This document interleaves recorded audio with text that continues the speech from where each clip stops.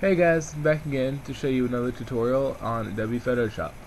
In this tutorial we're going to be going over how to do the glossy effect over text. As you can see in my background on my little Khaos logo.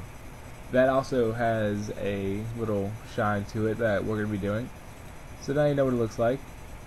But we're going to be going over something a little bit more simpler. That took a little bit because I had to do the face, not the shadow. We're just going to be doing the face of text, not hard at all. So let's go ahead and get started. Go ahead and open up your form of Photoshop. I'm using Adobe Photoshop cs5. This should be compatible with all the Photoshops. We're just working with masks and opacity, so it's not very complex. So I already typed something out. It says glossy. We're gonna be working with text. You don't need to resize it or anything like that, so it's good how it is. You can make it as big or small as you want to. I'm using 72 size right now on default Photoshop size workspace. But let's go over here to our layers. We're going to create a new layer above our text layer that you just created.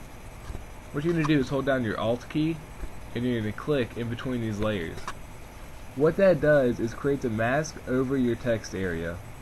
What the mask does is anything that you do to this layer right here, layer 1, it'll do it just to the text, not to the area around it.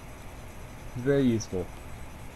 So we're going to go ahead and make sure our layer 1 is selected, and we're going to go to our marquee tool up here, and we're just going to select about half of the text, a little bit above. You don't want to go anywhere below half the text, it'll just look bad.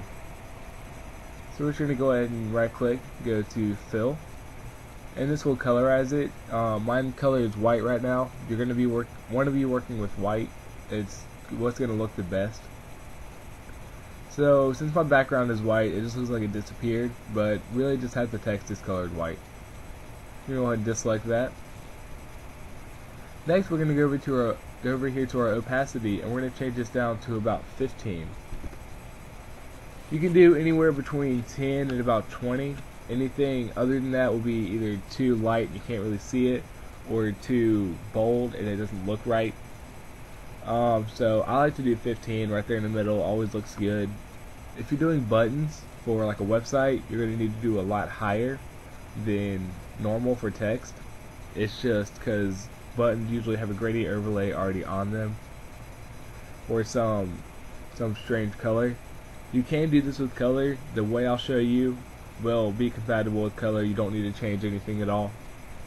So now that we have this mask color on there, we're just going to leave our opacity at 15 like we just put it, and we're going to go to our blending options. When you go to your blending options, you go to gradient overlay down here at the bottom, and it doesn't look like anything happened, it just took it away. But we're going to reverse that, and it makes it look like there is a shine to your text. With this, it's darker at the top and it comes lighter in the middle, makes it look really good and glossy. So basically that's how you do it for text. The same principles apply for a button, for a website, or for a game or something like that.